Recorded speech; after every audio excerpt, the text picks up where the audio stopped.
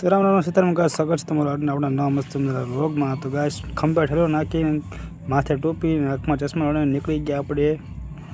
તો ક્યાં ખબર બેંકે જવા માટે.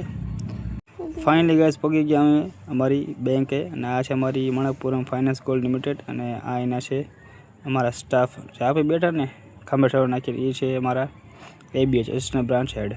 ફાઇનલી ગાય અમે આવી ગયા બેંકમાં, અને બેંક ચાલુ થઈ એમાં તો મેં હતું કે શુક્રવાર હતો અને લાઇટનો હતો કાપ, તો ગરમીમાં ને બફાઈ ગયા હતા. અને ભલે બફાઈ ગયા હોય પણ અમારે તો કામ તો કરવું પડે, એટલે એને સીધું પહેલાં લઈ લીધું કામ હાથમાં, કારણ કે કસ્ટમરને કોલ કરવાના હતા. તો કસ્ટમરને કોલ કરી દો ચાલુ, પણ ગરમી એટલી બધી પડતી ને કે વાત જવા દો, તોય તે આપણે કામ તો પહેલાં કરવાનું.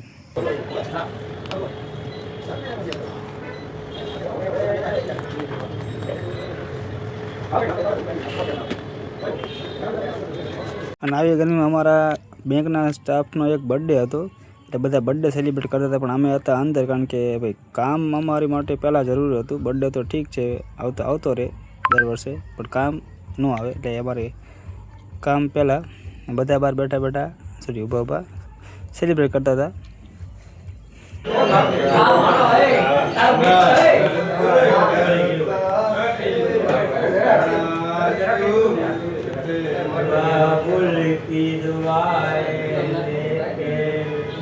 અને આ છે અમારા બેંકના બીજા, એટલે કે બ્રાન્ચ હેડ, એ પણ ગરમીમાં બફાઈ ગયા હતા.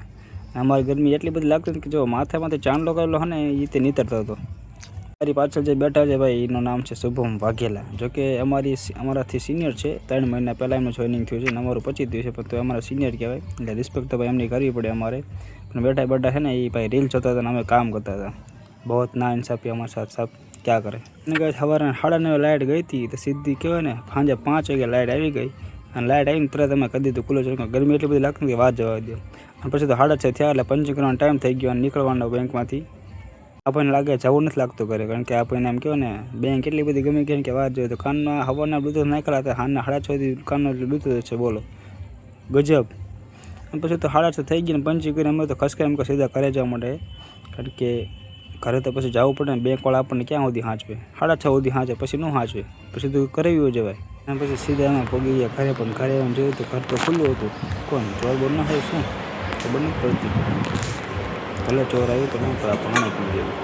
ગરમી એટલી બધી કે વાત તરસ લાગે નથી.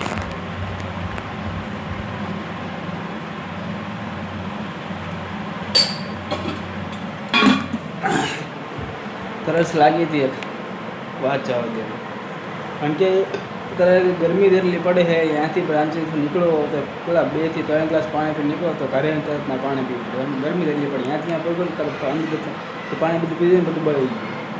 એટલી ગરમી પડે, વિચાર કરો તમે. હજી તો ને કહો ને, હજી તો થોડુંક જો 5 મહિના હજી બાદ સ્ટાર્ટિંગ જ થયો, તો આટલી ગરમી પડે, વિચાર કરો તમે. મને અત્યારે લાગી ગઈ ભૂખ, ઘરમાં જોયું તો કે ભાવે એવું કંઈ પડ્યું નહોતું. હું બધું ખબર છે 10 રૂપિયા જ્યાં પડી કાઢી આવ્યા. આ કંઈક છે ડુંગળી જેવો હળી જેવો, આ મિક્સ ઊંધિયું છે. 5 રૂપિયાના બે 10 રૂપિયાના થયા બરાબર. ભૂખ લાગી મેં ઘરમાં કંઈ ભાવે એવું પડ્યું નહોતું, પડી કાઢે બીજું શું કરવું. એમાં થોડો ટેકો રહી જાય એમ, કારણ કે જમવાનું બને આપણે કેટલાક ભાઈ 8:30 પોણામાં, ત્યાં ભૂખું આપણેથી રહેવાય નહીં ભાઈ. બરાબર જો નાસ્તો થોડો કરી નાખી દવા, એટલે 2 કલાક જેવો ટેકો રહી ગયા ને એમાં. પછી હમણાં આવશે જમવાનું બનાવશે, જમી લઈએ. અને સાચું કહું તો આ જે વસ્તુ રહે ને, અત્યારે જેટલી કામ નથી મજા આવતી એટલે નાનપણમાં બહુ મજા આવતી. કારણ કે નાનપણમાં બહુ મજા આવતી આ બધું, કારણ કે અત્યારે બધું ઠીક બધું વસ્તુ મળે. નાનપણમાં આપણે નાના હતા ને ત્યારે આજથી 10 વર્ષ પહેલાં બેજે હોલમાં બહુ મસ્ત મજાની વસ્તુ મળતી, મેચ નહીં વસ્તુ મળતી. અત્યારે કંઈ વસ્તુ નથી મળતી, બધું ગાયબ થઈ ગયું. તમે મેચ નહીં વસ્તુ અંદર આવતી જાય. આ તો બધું હવે ઠીક બધું શું હતું. તો કંઈ નાસ્તો તો આપણે કરી લીધો, હવે 7:30 થઈ ગયા છે, દીવાબત્તી કરવાનો ટાઈમ થઈ ગયો છે. તો આપણે હવે ને આસ્તિક મોડું કરી નાખીએ દીવાબત્તી.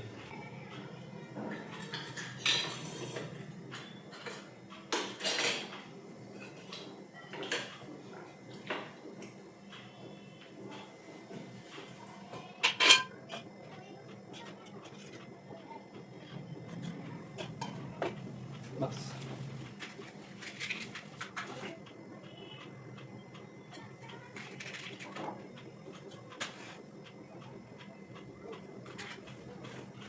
7:30 થાય એટલે રોજ બધા ને ભગવાનને દિયાબત્તી કરી દેવાની. બીજું કાંઈ તમે કરો કે ન કરો પેલો દિયાબત્તી જરૂર કરવાના.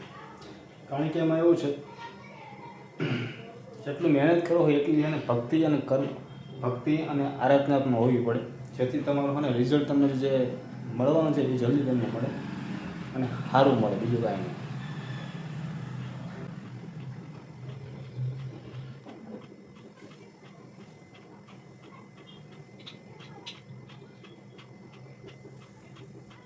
ગઈસ જમીને અમે અમારી ગાડી લઈને નીકળી ગયા અમારા મિત્ર એવા રવિભાઈને મળવા માટે. એવું એમ ને, અમારા મિત્ર રવિભાઈ આવી ગયા અને અમને સીધા લઈ ગયા હતા ફિટનેસ ઝોન એટલે જીમમાં. અહીંયા જઈને અમને શું કરવાનું શું ખબર?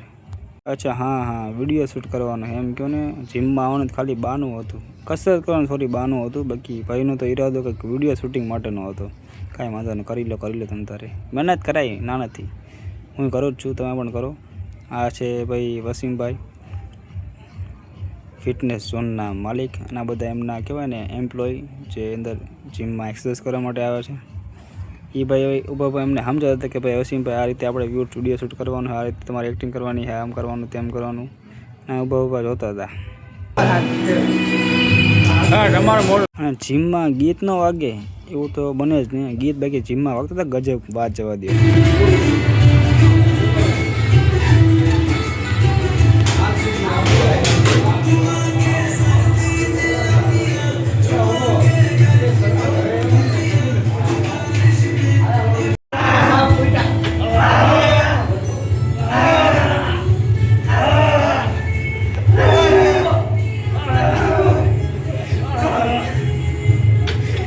નવ વાગ્યાના અમે જીમમાં આવ્યા હતા એક્સરસાઇઝ કરવા નહીં, વિડીયો શૂટિંગ કરવા માટે. અમે નહીં પણ અમારા મિત્ર રવિભાઈ, અમે બહુ જોતા હતા.